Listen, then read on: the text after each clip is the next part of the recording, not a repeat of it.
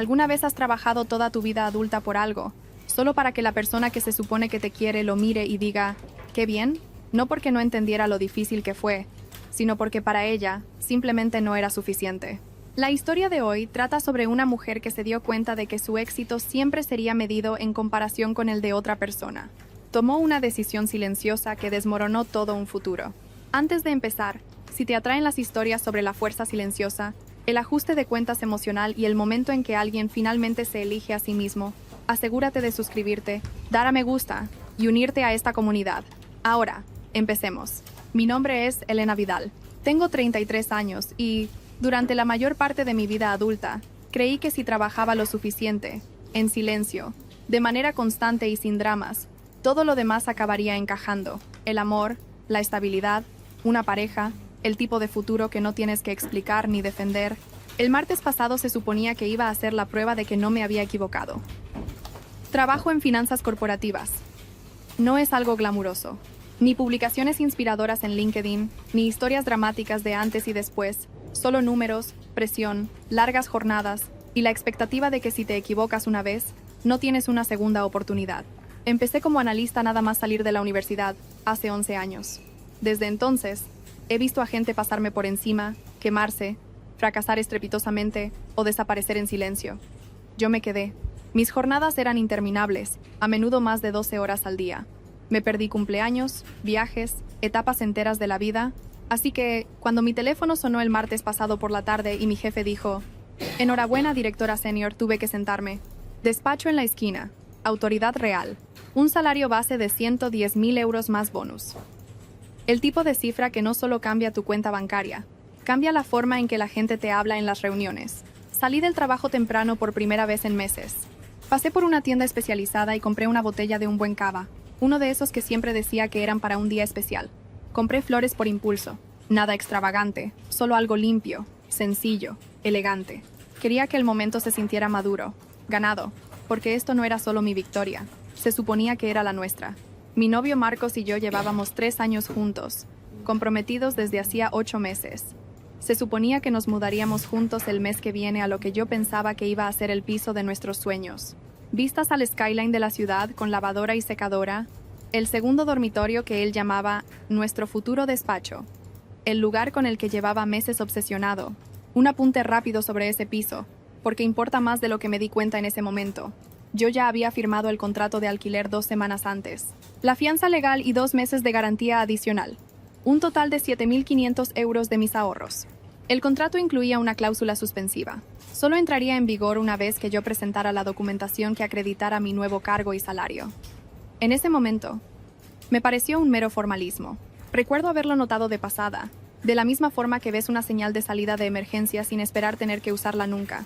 En ese momento, me pareció un formalismo, un tecnicismo, algo para la gente que duda de las grandes decisiones.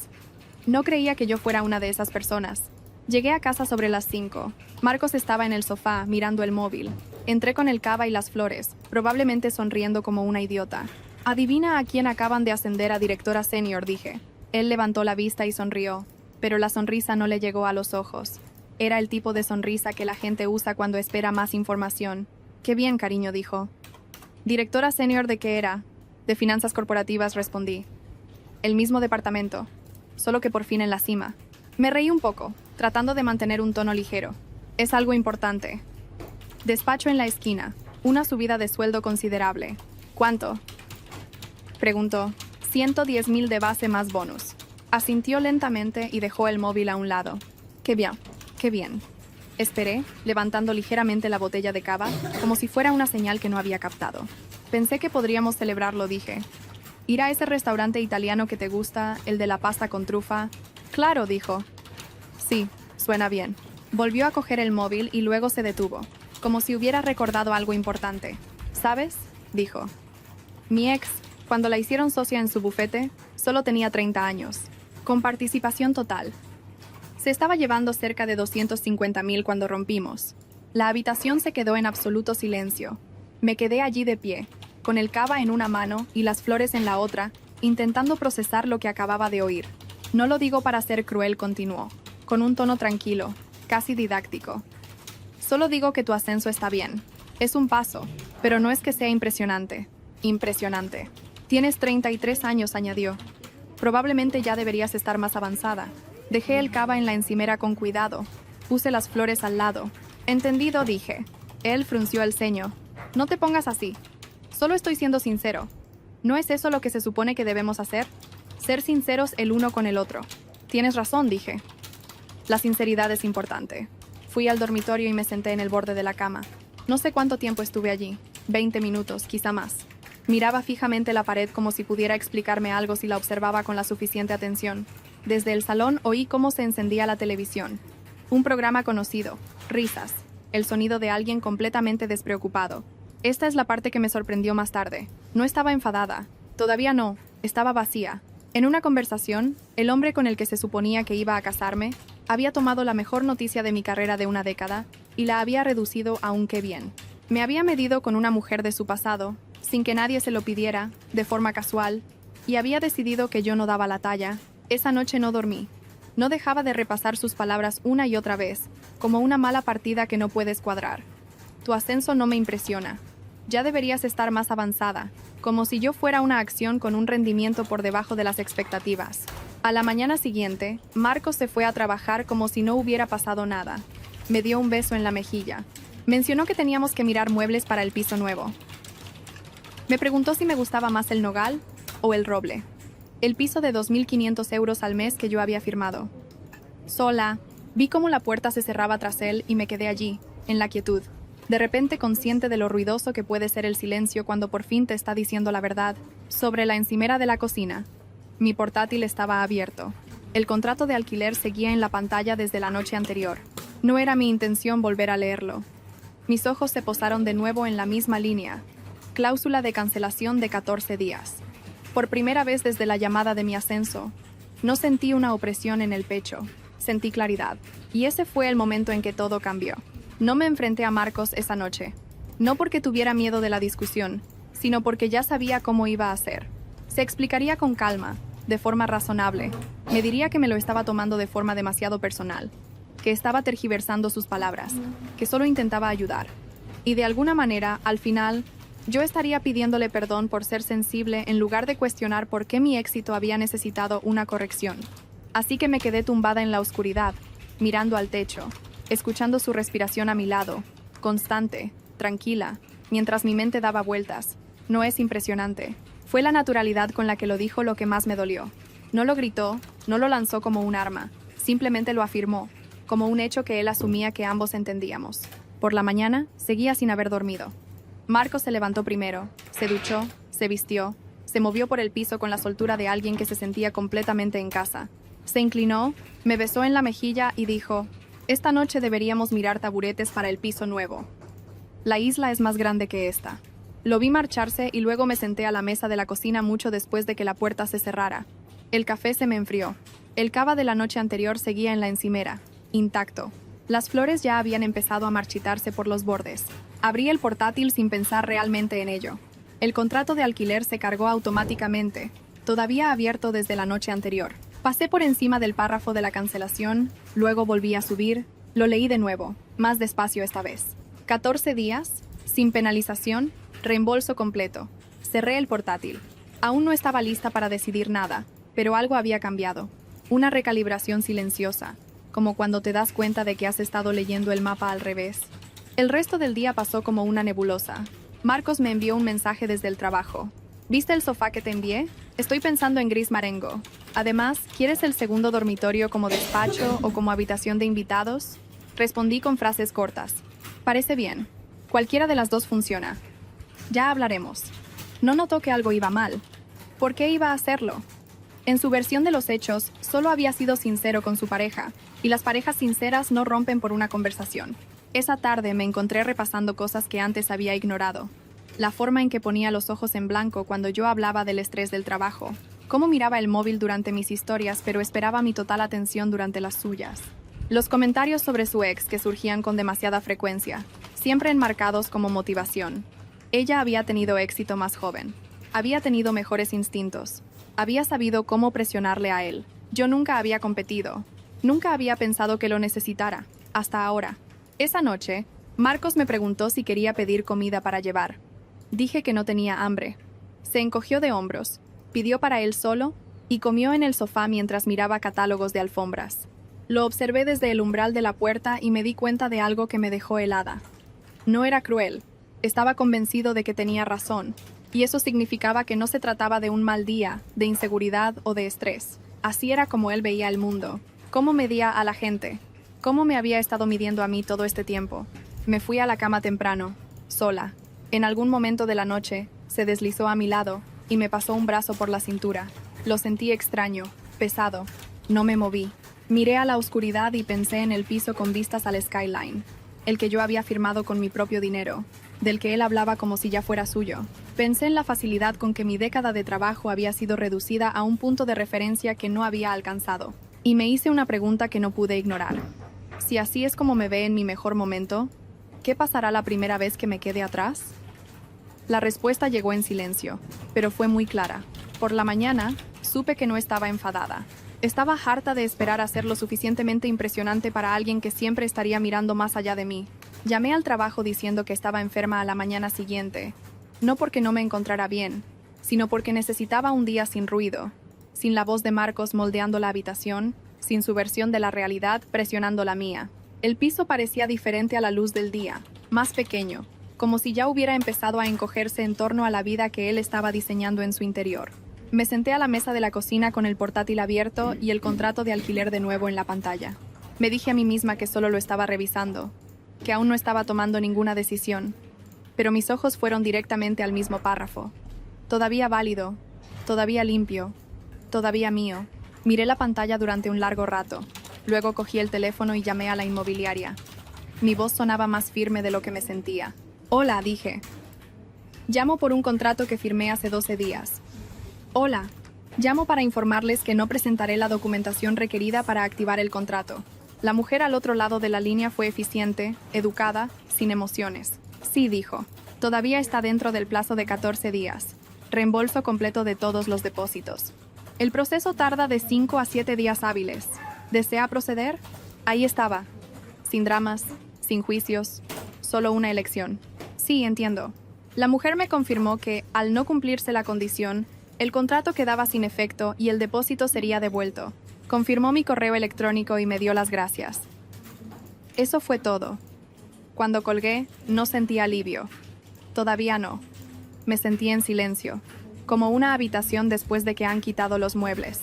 Para el mediodía había encontrado un estudio a 15 minutos de mi oficina. Un edificio antiguo, moqueta beige, electrodomésticos que parecían haber sobrevivido al menos a 2 décadas de abandono.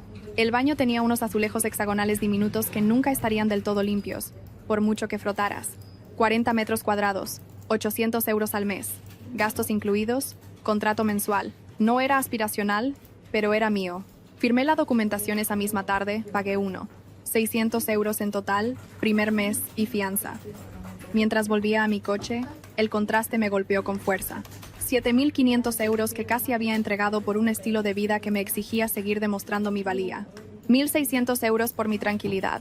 Esa tarde, volví al piso que Marcos y yo habíamos estado compartiendo durante el último año y empecé a hacer cajas. Solo mis cosas. Ropa que yo había comprado, libros que me encantaban, aparatos electrónicos que yo había pagado, utensilios de cocina que había traído cuando nos mudamos. Cada caja se sentía deliberada, como si me anclara a la realidad. Llegó a casa mientras yo cargaba las últimas cajas en el coche. «¿Qué estás haciendo?», preguntó, la confusión afilándose hasta convertirse en incredulidad. «Me mudo». Soltó una risa corta e incrédula. «¿Qué te mudas?» «Nos mudamos al piso nuevo en 3 semanas». No dije. «Yo me mudo a un estudio. Sola». Su expresión cambió. Molestia. Luego algo parecido a la lástima. «Esto es por lo de ayer, ¿verdad?», dijo. «Estás exagerando». «Estoy reaccionando», dije. «Hay una diferencia». «Solo estaba siendo sincero», dijo, exasperado. «Y, sinceramente, no me impresiona cómo estás manejando esto». Cerré el maletero y lo miré. «Mi ex de la universidad pensaba que yo era extraordinaria», dije con calma. «Creyó en mí antes de que yo tuviera nada que demostrar. Él no ganaba casi nada trabajando en una ONG, pero me hacía sentir que yo importaba». Me miró. Atónito. «Solo estoy siendo sincera», añadí. «¿No es eso lo que se supone que debemos hacer?». Esta vez no se rió. Me subí al coche y me fui. Esa noche dormí en un colchón hinchable en mi nuevo estudio. La habitación olía ligeramente al gato de los anteriores inquilinos. Las paredes eran finas. La farola de la calle parpadeaba, y dormí mejor que en meses. La cancelación del contrato se procesó al día siguiente. Mis depósitos ya estaban de camino a mi cuenta. Marcos no lo sabía. Pensaba que todavía nos íbamos a mudar juntos, que seguíamos planeando, construyendo. Me enviaba mensajes sobre colores de pintura, distribución de muebles. Me preguntaba si prefería un sofá esquinero o uno normal. Yo respondía educada, vagamente. Suena bien. Ya veremos. Hablamos luego. Sabía que debería terminarlo de forma limpia, directa, pero una parte de mí, una pequeña y honesta parte, quería que él se plantara en ese edificio de lujo con sus suposiciones y viera lo que pasa cuando tratas a alguien como si fuera reemplazable. ¿Era mezquino? Probablemente. ¿Me importaba? Ni un poco. La primera semana pasó en silencio, demasiado silencio. Me quedé en mi estudio, deshaciendo las maletas lentamente, deliberadamente, como si me estuviera enseñando a mí misma a existir en un espacio más pequeño sin encogerme. Apilé libros en el suelo hasta que pude permitirme una estantería. Colgué 2 blusas en el armario y dejé el resto doblado en cajas. Compré un hervidor barato y una sola taza que me gustaba. Todo se sentía temporal pero honesto. Marcos pensaba que me estaba quedando en casa de una amiga. No preguntó de cuál. Eso debería habérmelo dicho todo. Me enviaba mensajes a diario sobre el piso, sobre la logística, sobre un futuro que en su mente seguía cerrado. ¿Te gusta el color crema o el blanco para las paredes? La empresa de mudanzas necesita saber cuántos somos. Creo que el hueco del salón sería perfecto para poner un escritorio. Yo respondía con moderación, neutral, sin comprometerme. Cualquiera de los dos está bien. Podemos solucionarlo. Tienes buen gusto. Nunca me preguntó ni una sola vez cómo estaba. Al final de la primera semana parecía satisfecho, seguro de que me había calmado, seguro de que esto era solo una fase, una de la que saldría una vez que la realidad se impusiera de nuevo. Fue en la segunda semana cuando la realidad apareció en su lugar. El martes por la noche, oí un golpe en mi puerta. No le había dado a Marcos mi nueva dirección, no directamente, pero siempre se le había dado bien atar cabos cuando le beneficiaba. Abrí la puerta, y su expresión cambió en el segundo en que entró. Se quedó paralizado. El estudio era exactamente lo que era. Pequeño, anticuado, claramente habitado, sin lavavajillas, una cocina con un fuego que tardaba más que los otros en calentarse, un baño tan estrecho que tenías que entrar de lado para cerrar la puerta. Se quedó allí recorriendo la habitación con la mirada como si estuviera caminando por una fábula con moraleja. ¿Aquí es donde te has estado quedando?, preguntó lentamente. Sí. Es pequeño. Es asequible. Frunció el ceño. Estamos a punto de mudarnos a un piso de 2.500 euros al mes. ¿Por qué estás viviendo como una universitaria a la que acaban de dejar? No respondí. Dio unos pasos más, su rostro tensándose con cada detalle. Ni siquiera hay lavavajillas, dijo. Y espera, ¿eso es moho en la esquina? ¿Le da carácter? Se volvió hacia mí, incrédulo. Este sitio es deprimente, Elena. Aquí es donde vive la gente que se ha rendido.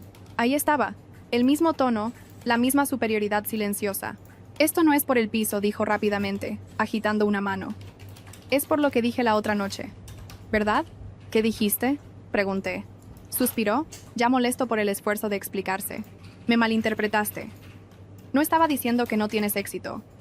Estaba diciendo que podrías tener más éxito. Hay una diferencia. Al compararme con tu ex, la estaba usando como ejemplo de lo que es posible, dijo. Eso es motivación. Eso es lo que hacen las buenas parejas. Se empujan mutuamente. Lo miré. Lo miré de verdad esta vez. Se lo creía completamente. Eres tan sensible a veces, añadió. Lo sabes, ¿verdad? No respondí. El silencio se extendió entre nosotros, pesado e inflexible. Se movió, incómodo. No porque dudara de sí mismo, sino porque yo no estaba desempeñando mi papel habitual. Finalmente exhaló bruscamente. Ya entrarás en razón, dijo. Siempre lo haces. Se fue molesto pero seguro. Seguro de que esto era temporal. Seguro de que mi independencia era una rabieta, no una decisión. Esa noche, tumbada en mi colchón hinchable, miré el ventilador de techo mientras traqueteaba suavemente sobre mí. No era cruel. Estaba seguro en la creencia de que yo siempre me ajustaría para encajar en la forma de sus expectativas. Y esa certeza era exactamente por lo que esto no podía arreglarse. Cuando empezó la tercera semana, la presión aumentó. Su madre llamó 2 veces, con ese tono que usan las madres cuando fingen estar preocupadas, pero en realidad están preguntando, ¿qué le has hecho a mi hijo? Me mantuve vaga. Estamos solucionando algunas cosas. Se ofreció a mediar, Sugirió una cena familiar, una conversación, un reinicio, como si el respeto fuera un problema de agenda. Luego llegó el grupo de WhatsApp. Marcos me añadió a un chat con su madre, su hermana y su mejor amigo. El asunto era novedades de la boda, enlaces a fincas, fotos de vestidos, menús de catering, todo enviado con una alegre suposición. Miré el teléfono, atónita por la eficiencia con la que un futuro puede continuar sin tu consentimiento, y fue entonces cuando me di cuenta de algo escalofriantemente simple. Marcos no estaba confundido, estaba procediendo. La tercera semana se sintió diferente. Ya no solo esperaba, estaba avanzando. El grupo de WhatsApp estuvo activo todo el día. Enlaces a lugares que yo nunca había visitado. Capturas de pantalla de arreglos florales. Un largo mensaje de voz de su madre sobre cómo el marfil clásico quedaría mejor en las fotos que el blanco. Nadie me preguntó qué quería. Lo asumieron. Silencié el hilo, pero no lo abandoné. Todavía no. Ver cómo se desarrollaba era como estar detrás de un cristal, observando una vida que ya había seguido adelante sin mí. Ese jueves por la noche, Marcos volvió a escribirme. Me he cogido mañana libre para la logística de la mudanza. La empresa de mudanzas está confirmada. He comprado ropa de cama nueva, del Corte Inglés. Cara, pero merece la pena. Unos minutos más tarde, llegó otro mensaje. Sé que las últimas semanas han sido duras, pero mañana es el comienzo de algo hermoso. Un nuevo capítulo. Nuestra vida de verdad. Te quiero. No puedo esperar a construir nuestro hogar juntos. Miré la pantalla hasta que se atenuó. Luego bloqueé el teléfono y lo puse boca abajo sobre la mesa. Esa noche no dormí mucho, no porque estuviera ansiosa, sino porque me estaba preparando para el impacto, para el momento en que la realidad finalmente alcanzara al impulso. El día de la mudanza llegó en silencio. Estaba en mi estudio, tomando café de mi única taza favorita, cuando mi teléfono sonó sobre las 10 de la mañana. El nombre de Marcos iluminó la pantalla. Respondí. ¿Qué has hecho?, gritó, el pánico desbordándose por la línea. ¿Qué has hecho, Elena? ¿A qué te refieres?, pregunté con calma. Estoy en el edificio, dijo, con los de la mudanza. El gestor de la finca acaba de decirme que el contrato se canceló. Me ha enseñado la documentación y dice que no hay ninguna vivienda reservada a nuestro nombre. Sí, dije. Es correcto. Hubo una pausa. 10 segundos de silencio atónito. ¿Lo cancelaste?, preguntó. ¿Por qué harías eso? Porque no me voy a mudar a un piso de lujo con alguien que piensa que los logros de mi carrera no son impresionantes, dije. Alguien que me compara con su ex sin que se lo pidan. Alguien que mide mi valía en función de hitos que aún no he alcanzado. Y decide que voy con retraso. Eso fue una conversación espetó. Tenía un mal día. Mi jefe criticó mi informe trimestral. Me sentía inseguro. Así que pagaste esa inseguridad conmigo, dije. Y me hiciste sentir pequeña por el mayor éxito de mi vida. Solo estaba siendo sincero, dijo. ¿Preferirías que te mintiera? ¿Que fingiera que tu carrera me parece impresionante cuando... Se detuvo. Pero no lo suficientemente rápido. ¿Cuándo qué?, pregunté. Silencio. Adiós, Marcos. Colgué. Luego bloqueé su número, su correo electrónico, sus redes sociales, LinkedIn también, porque por supuesto que estaba ahí, y todas las aplicaciones de pago. Todo. 20 minutos después, su madre llamó desde su teléfono. Respondí una vez. Solo una. Tienes que arreglar esto, dijo sin saludar. Mi hijo está en un aparcamiento con un camión de mudanzas y sin un sitio a donde ir. Los de la mudanza están cobrando por horas.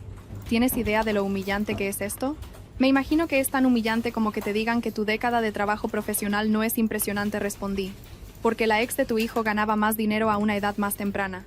No lo dijo con esa intención, espetó. Lo dijo exactamente con esa intención, dije. Y esta mañana ha insistido en ello. Estás siendo mezquina, dijo. Vengativa. Una mujer de verdad no hace esto. No lo he dejado tirado, dije. Tiene familia, tiene recursos. Lo que no tiene es una prometida dispuesta a financiar un estilo de vida mientras le dicen que no es suficiente. Me llamó cruel, inmadura.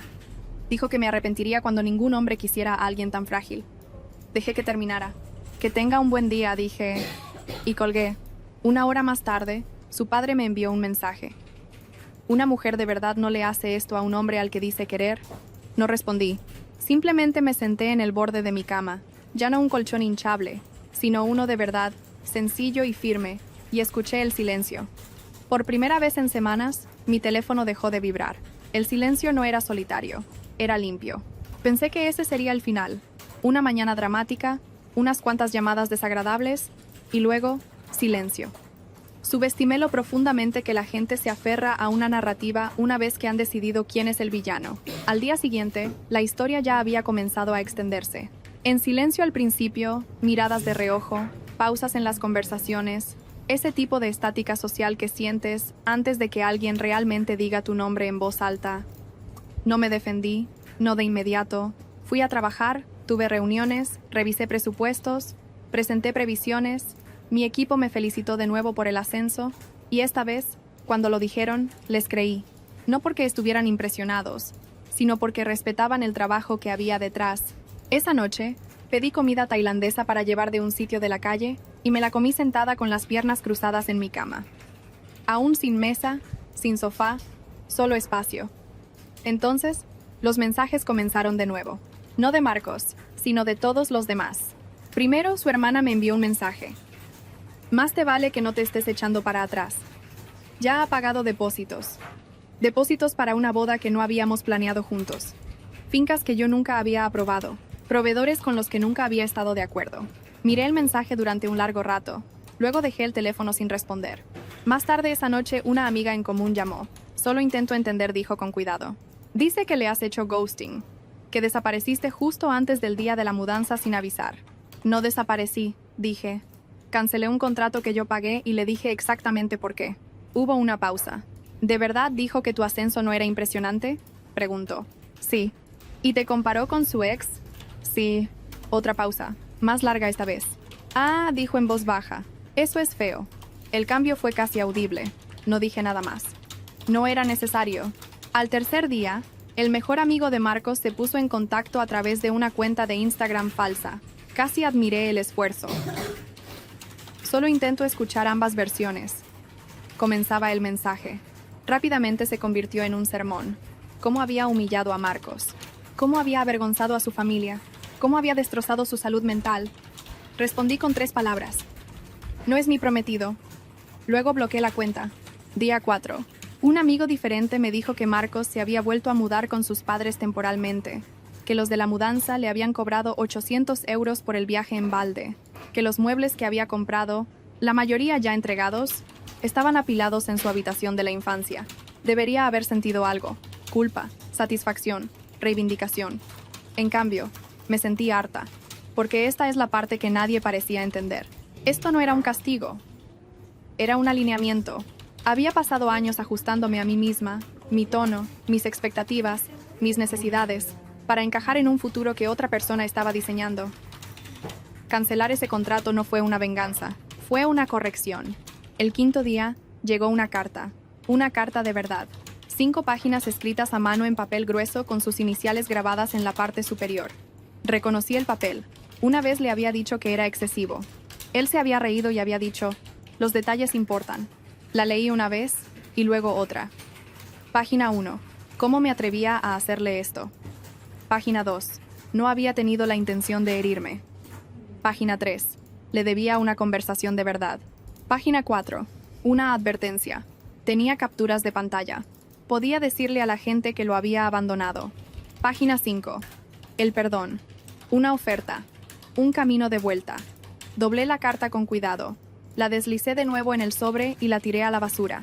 No con rabia, sino con decisión. Esa noche, dormí sin sueños. Y cuando me desperté, el mundo se sentía más silencioso. No porque el ruido hubiera desaparecido, sino porque yo había dejado de responder a él. Al final de la primera semana después del día de la mudanza, me di cuenta de algo inquietante. Ya no formaba parte de la historia, al menos no de la versión que se contaba. Lo oía en fragmentos, en pausas cuando entraba en una habitación, en la forma en que las conversaciones se suavizaban a mi alrededor, como si la gente estuviera manejando algo frágil que no entendían del todo. Aparentemente, le había hecho ghosting a Marcos. Aparentemente, lo había dejado tirado. Aparentemente, había entrado en pánico y me había autosaboteado por un solo comentario. Los detalles cambiaban según quien hablara, pero la conclusión seguía siendo la misma. Yo era la que había ido demasiado lejos. Al principio, intenté ignorarlo. Me dije a mí misma que no importaba, que la gente pasaría página, que la verdad tiene una forma de salir a la superficie por sí sola, pero la verdad no viaja tan rápido como la emoción, especialmente cuando otra persona está llorando más fuerte. El segundo fin de semana después de la cancelación, fui a la cena de cumpleaños de una amiga. Nada dramático, solo una reunión informal en un restaurante del barrio. Casi no fui, pero me negué a dejar que mi mundo se encogiera solo porque alguien más había decidido reescribirme.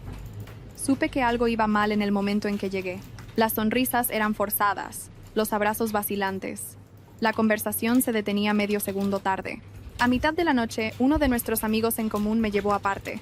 No quiero que esto sea incómodo, dijo con cuidado. ¿Pero es verdad que simplemente desapareciste y dejaste a Marcos tirado? ¿Sin avisar? No discutí, no me defendí. Saqué mi teléfono, busqué y le mostré la pantalla. El hilo de mensajes de esa primera noche, las palabras exactas, la comparación, el no, es impresionante.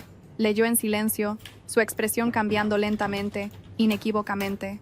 ¿De verdad dijo esto?, preguntó. Él corregí, palabra por palabra. Exhaló con fuerza. «Guau», dijo.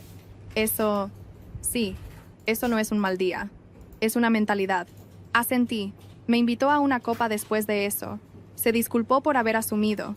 Dijo que había escuchado una versión muy diferente. Me lo imaginaba, dije. Así fue como continuó a partir de entonces. Una conversación a la vez, una prueba a la vez. Nunca publiqué capturas de pantalla. Nunca colgué nada públicamente. No lo necesitaba. Simplemente decía la verdad cuando me preguntaban y dejaba que la gente lo asimilara. No todos lo hicieron. Algunos se pusieron del lado de Marcos inmediatamente. Dijeron que yo era fría, calculadora, demasiado centrada en mi carrera, como si la ambición fuera un defecto moral, en lugar de un rasgo que habían admirado hasta que dejó de beneficiarles. Los dejé ir. Otros se mantuvieron neutrales, nos evitaron a ambos, cambiaron de tema, tomaron el camino inteligente, y unos pocos, en silencio, en privado, se pusieron en contacto para decirme que lo entendían, que habían estado allí, que habían ignorado comentarios como ese durante años, que ojalá se hubieran marchado antes. Una noche, casi 2 semanas después del día de la mudanza, me encontré con la hermana de Marcos en un supermercado. Me vio primero. Su carro se detuvo en seco en medio del pasillo. Sus ojos me recorrieron rápidamente, evaluándome, como si buscara signos de arrepentimiento. «Le has hecho mucho daño», dijo finalmente. «Lo sé», respondí. Pareció sorprendida de que no discutiera. «Pero, ¿sabes qué?», añadí. «Él a mí también». No tuvo respuesta para eso. Solo negó con la cabeza y se fue. Fue en ese momento cuando lo entendí. La gente no estaba molesta porque yo hubiera hecho algo malo. Estaban molestos porque había hecho algo inesperado. Me había salido del papel con el que se sentían cómodos. La razonable, la que perdona, la que absorbe la decepción en silencio y hace que las cosas sigan adelante. Había interrumpido la narrativa. Y la interrupción siempre parece crueldad para la gente que se beneficia del statu quo. Esa noche, de vuelta en mi estudio, deshice la última caja. Contenía cosas que no había tocado en años. Cuadernos viejos. Un certificado enmarcado de mi primer ascenso. Una foto mía con poco más de 20 años. De pie frente a mi primer edificio de oficinas, sonriendo como si no pudiera creer que me permitieran estar allí. Puse la foto en la estantería y di un paso atrás. Ya no reconocía a esa mujer, pero la respetaba porque me había traído hasta aquí. Y por primera vez desde que todo esto comenzó, sentí algo cercano a la certeza. Dejad que cuenten su historia. Yo, por fin, estaba viviendo la mía. Sucedió por accidente. Eso es lo que lo hizo peor. Estaba en una cafetería a la que rara vez iba, demasiado lejos de mi estudio, demasiado cerca de su oficina para mi gusto. Entré porque estaba lloviendo, porque necesitaba cafeína, porque no había dormido bien la noche anterior, porque la vida no deja de organizar colisiones solo porque hayas hecho una salida limpia. Estaba esperando mi pedido cuando oí mi nombre. Elena. Supe quién era antes de darme la vuelta. Marcos estaba a unos metros detrás de mí, sosteniendo un vaso de papel que no había tocado.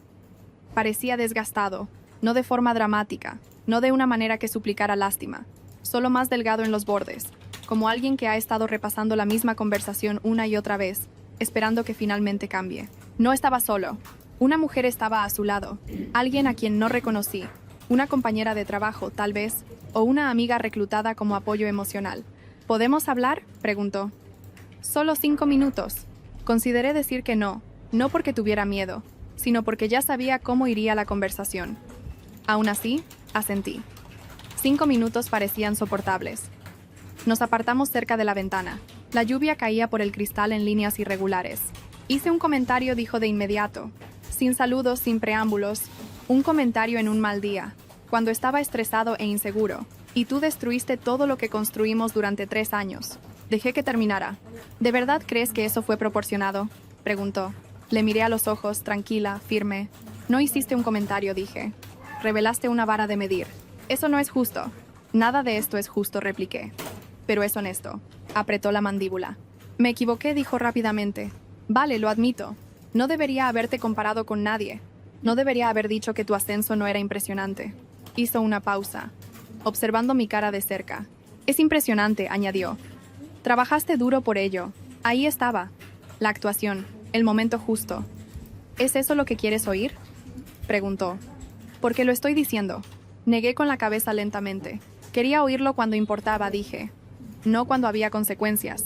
¿Así que eso es todo?, preguntó. ¿Ni siquiera vas a intentar solucionarlo? Lo intenté, dije, durante 3 años. Lo enumeré en voz baja, sin enfado. Lo intenté mientras pagaba la mayor parte de nuestros gastos comunes. Lo intenté mientras tratabas mi trabajo como ruido de fondo. Lo intenté mientras hablabas de tu ex como un punto de referencia que yo aún no había alcanzado. Yo no lo veía así, dijo. Lo sé, repliqué. Ese es el problema. Su voz se volvió áspera entonces, solo un poco. Tú tampoco eres perfecta, dijo. Eres fría. Te cierras en banda. Tomas decisiones sin hablar las cosas. Asentí. Esta la tomé sin hablarla porque hablar no había funcionado. El silencio se extendió entre nosotros. La gente nos miraba ahora, no abiertamente, pero lo suficiente. El barista había dejado de limpiar la barra. Una pareja en una mesa cercana había interrumpido su conversación. Marcos parpadeó con fuerza y desvió la mirada, su garganta trabajando como si estuviera tragando algo que no quería que nadie viera. Su acompañante se acercó, una mano flotando cerca de su hombro. Me miró como si yo fuera algo afilado y peligroso, como si lo hubiera abierto en canal en público. Recogí mi café cuando me llamaron por mi nombre. Espero que descubras con qué estás midiendo realmente a la gente, dije en voz baja, porque no te está funcionando. Luego salí. No miré atrás. No reduje la velocidad. La lluvia se había convertido en una llovizna. La calle olía a limpio. No sentí nada dramático, ni triunfo, ni culpa, solo distancia. Y la distancia, estaba aprendiendo, es su propia forma de piedad. Pensé que la cafetería sería la escena final. El encuentro accidental, la humillación pública que él mismo se había buscado, mi tranquila retirada. Así es como se supone que terminan las historias. Un momento limpio de cierre que permite a todos seguir adelante con una sensación de haber concluido algo. Pero el cierre es un privilegio que la gente espera cuando cree que se le debe una explicación. 3 días después, un correo electrónico llegó a mi bandeja de entrada de la madre de Marcos. De alguna manera había encontrado mi dirección de trabajo. No pregunté cómo. No quería saberlo. El asunto decía: esto es culpa tuya. El correo era corto, directo, furioso. Has destrozado a mi hijo. No come, no duerme. Está hablando de dejarlo todo y mudarse a la otra punta del país para empezar de nuevo. Esta es tu responsabilidad. Lo único que hizo fue compartir sus sentimientos sinceros contigo, y tú le castigaste por ello. Eso no es fuerza, es crueldad. No vuelvas a contactar con esta familia. Lo leí una vez y luego otra. Lentamente, esperé a que algo surgiera en mí. Ira, ganas de defenderme, la necesidad de explicarme una última vez. No llegó nada, porque finalmente entendí algo que hizo que todo lo demás encajara. No querían una explicación, querían una confesión, una disculpa que restaurara la versión de los hechos en la que Marcos era la parte herida y yo la inestable que no podía soportar la verdad. No iba a darles eso. Archivé el correo. Sin respuesta. Esa tarde salí a caminar después del trabajo. Sin auriculares, sin destino, solo movimiento. La ciudad zumbaba a mi alrededor. Gente discutiendo por teléfono, riendo en las aceras, viviendo vidas enteras que no tenían nada que ver con mi ruptura. Fue extrañamente reconfortante. 3 años con alguien no desaparecen solo porque decidas que tiene que terminar. Había buenos recuerdos enterrados entre los escombros. Viajes que habíamos hecho. Bromas que solo nosotros entendíamos. Noches que se sentían seguras simplemente porque estábamos juntos. Perder eso todavía dolía. Pero el dolor no era lo mismo que el arrepentimiento. El arrepentimiento habría significado quedarme. Esa noche me senté en el suelo de mi estudio y me apoyé en la pared, comiendo sobras directamente del recipiente. El espacio estaba en silencio, sin comentarios, sin correcciones, sin nadie evaluando si mis elecciones eran lo suficientemente impresionantes como para merecer aprobación. Mi teléfono vibró una vez. Un mensaje de un número desconocido. No lo abrí. Lo bloqueé. Luego puse el teléfono boca abajo y dejé que el silencio se asentara. Por primera vez desde que todo esto comenzó, ya no sentía que estaba reaccionando. Me sentía en paz. Han pasado unas 6 semanas desde el día de la mudanza. Tiempo suficiente para que el ruido se desvanezca. Tiempo suficiente para que los patrones se asienten. Tiempo suficiente para que yo pueda diferenciar entre extrañar a alguien y extrañar a quien yo pensaba que era. El estudio ya no parece temporal. Compré un sofá de verdad el fin de semana pasado. Nada lujoso. Un sofá esquinero gris de un outlet de muebles que olía ligeramente a polvo de almacén y a tela nueva. Lo subí yo misma por las escaleras porque el edificio no tiene ascensor. Y en algún punto entre el segundo y el tercer piso, me reía a carcajadas, sudada, sin aliento, extrañamente orgullosa. He colgado algunas obras de arte en las paredes. No son caras, solo cosas que hacen que el espacio se sienta mío. Ahora hay una cafetera decente en la encimera, del tipo que hace las mañanas más fáciles sin pretender ser lujosa. Es pequeña, pero es honesta. El trabajo ha ido bien, ajetreado, desafiante de una manera que te afila en lugar de agotarte. Mi equipo me trata diferente ahora, no por el título, sino porque he dejado de disculparme por ocupar espacio. Mi jefe mencionó, casi de pasada, que ya me están considerando para el siguiente nivel en un par de años. Más avanzada de lo que nadie esperaba. Imagínate, no he sabido nada de Marcos directamente en semanas. La red de amigos en común se ha callado en su mayoría. Unos pocos eligieron su lado, unos pocos, el mío. La mayoría hizo lo que los adultos hacen finalmente cuando el drama pierde su novedad. Siguieron adelante. A veces, tarde en la noche, todavía pienso en las partes buenas. 3 años no son nada. Tuvimos momentos reales. Comodidad, familiaridad, bromas internas que todavía tendrían sentido si las escuchara hoy. Perder eso duele, incluso cuando la pérdida es necesaria. Pero luego recuerdo el tono de su voz cuando dijo que mi ascenso no era impresionante. La facilidad con la que me comparó con otra persona mientras yo estaba allí de pie, sosteniendo el cava y las flores, intentando compartir una alegría con la persona que amaba. Y sé que tomé la decisión correcta, porque eso no fue un mal día. Fue una visión del mundo. Una visión del mundo donde el amor es condicional, donde el valor se mide, donde el éxito solo es impresionante si supera el cronograma de otra persona. No vivo en un piso de lujo con vistas al skyline. Vivo en un pequeño estudio con azulejos hexagonales en el baño y vistas al aparcamiento. Pero también vivo sin alguien que pensaba que yo no era suficiente. Y ese intercambio mereció cada uno de los metros cuadrados que perdí.